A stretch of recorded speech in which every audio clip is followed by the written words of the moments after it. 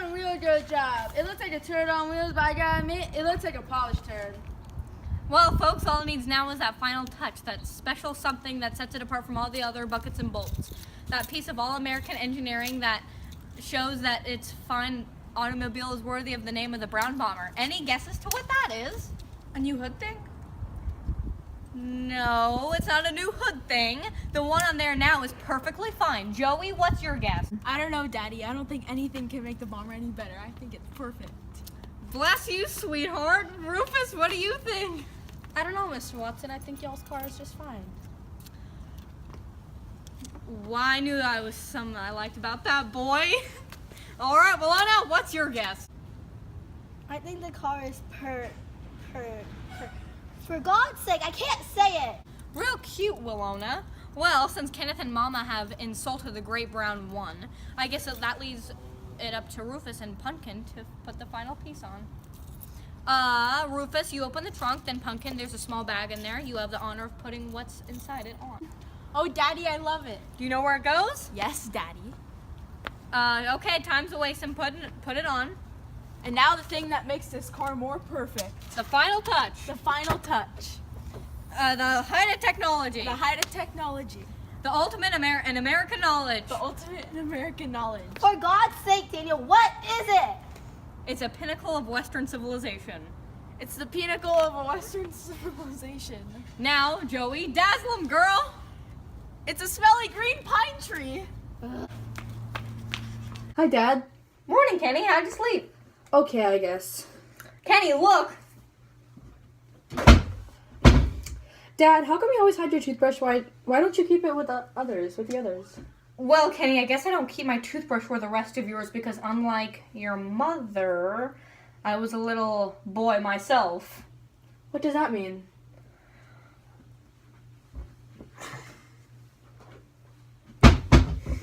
Look at this. Not only is this instrument perfect for brushing teeth, it has other wonderful uses too. I know that in a little boy's eyes, there isn't anything in the world that is better for general cleaning than a toothbrush.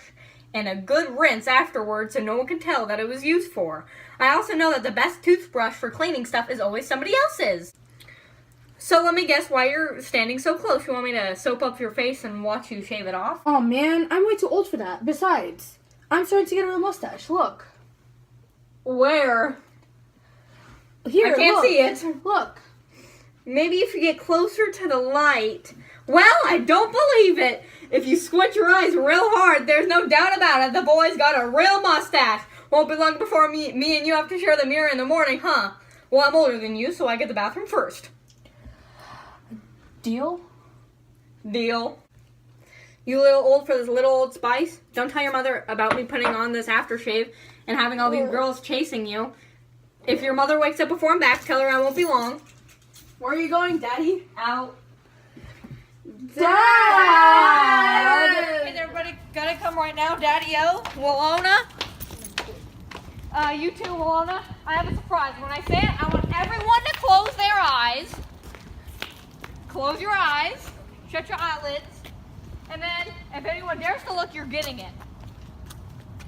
Okay? Now hold the person in front of you. Aw, man. That's it. Come on, follow me. Willona, you hold my back. All right, let's go. Willona, where's your other? Okay.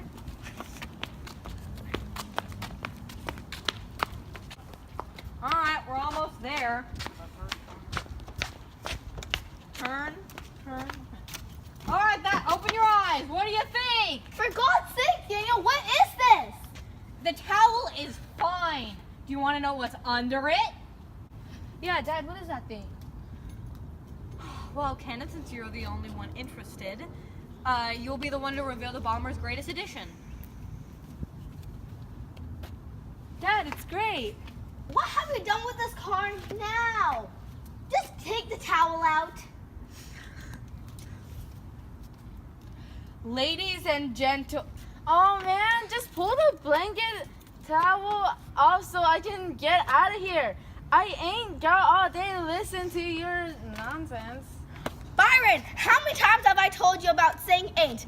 And Kenneth, you stop playing and move this towel right now.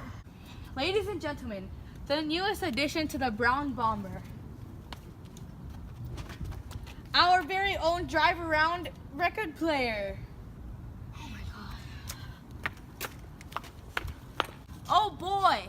Oh man, this is too hip. No one's got one of these. Speedy don't even have one in his Cadillac.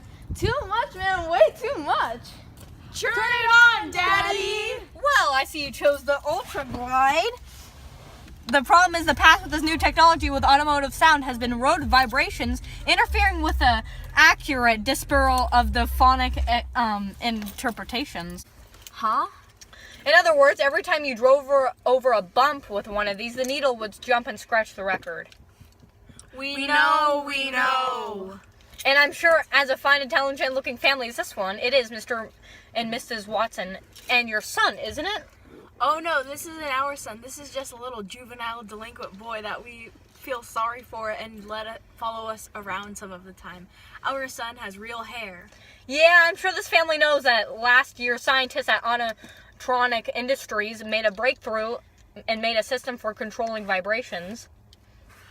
Yeah, I saw it last night on the news. Walter Cronkite said it was a miracle. Precisely, Mr. Watson. Walt has 2 of these on his motorcycle. We know. Yes, a vibration problem has been overcome by the exclusive vibrodynamic lateral anti-inaural dampening system. Come on, Daddy. Turn it on. Stop teasing. Now, Miss Watson, be patient until that little delinquent that follows you around, that if he touches one knob on the record player, I'm going to pull his fingers off. Before I amaze you with the sound, let me tell you about the bad things. Oh, please do. Oh man, just turn the blank thing on. If I gotta listen to all this jiv, I'm gonna go in the house and get some real cool sounds. Now, Mr. and Mrs. Watson, I would like to direct you to the rear end of the automobile.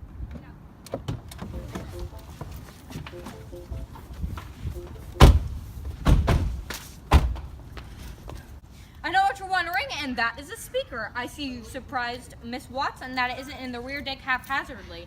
No, ma'am. Most people have a hole in the back, but this is the new thing. This opening is scientifically and mathematically positioned by a factory-trained technician to affect the sound. Byron Watson, don't you dare stomp out the house like that or close the screen door.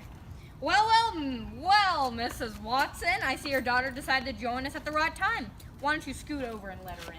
Come on in, honey. Wonderful. Put it back, son. You'll get your turn. Now I have a request from a little lady to a handsome young man. Excuse me, man. I'll just reach over and get this show started. Okay, young lady, here's your request. Here's a man with a pattern, here to spin the platter. Why it doesn't matter, 'cause the world's getting fatter. I'm the man with a tune that will make your heart swoon. I'll hold you like a spoon. I'm the man with the jive. Put your love thing in drive. Put your little word alive. Daniel, start the engine. All right. But first, let me tell you, people out there in Radioland, that this number was requested by a Miss Willona Sands for a wonderful man in her life. Big Daddy of Love, Daniel Watson. First, however, Daddy. Oh man. Come on, Dad. Daniel! But first, sorry for the ladies that requested love songs for Daniel Watson. If they stay tuned, they'll be played later. That's it! Wait, did you tell them? No, it can wait. No, it can't turn it off. Children, it's a little bit late, but Daddy's going to get some vacation time, and we're going to drive to Alabama. Grandma Sands is going to keep Byron for the summer, and if things don't work, I'm afraid he'll have to stay there for the next school year. We've been telling you, Byron. We've been giving warning after warning, chance after chance. We've tried to have you straighten up, but you can't. Do I have to remind you of the things you've done this last year? You've cut school so many times that Miss Allums has come here 3 times and seen what's wrong with you. You've been lighting fires. You've been taking change out of my purse. You've been in fights. You had so much trouble in the Mitchell's food fair. You had the problem with Marianne Hill. You set mousetraps in the backyard for the birds. You fell out of the tree and you were trying to see if the poor cat always landed on his feet. You got that conch. You joined that gang. There's just too much, Byron. We can't have all this nonsense going on. That's why Grandma Sands is going to look after you for a while. You've about run us crazy. You're going to Birmingham, Byron. It's a lot different than Flint. There's a lot nicer boys your age down there who you can become friends with. There's a lot of fishing and hunting you can do. There's a lot better there. I love that city. Your grandma tells me that's a quiet, old neighborhood that she says that stuff on TV isn't happening around there. It's just, I remember, it's safe, it's quiet, and there's no puphead. Ooh.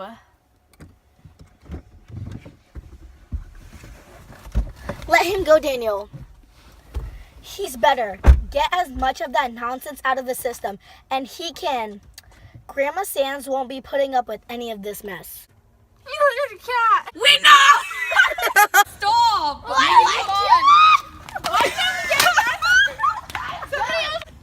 Yes, Daddy. I'm sorry, stop. She was choking my me. God, I'm done. I'm done. That's it. Oh my God, Stop again. running in I'm the done. middle. I'm changing groups. I'm done. Where are you going?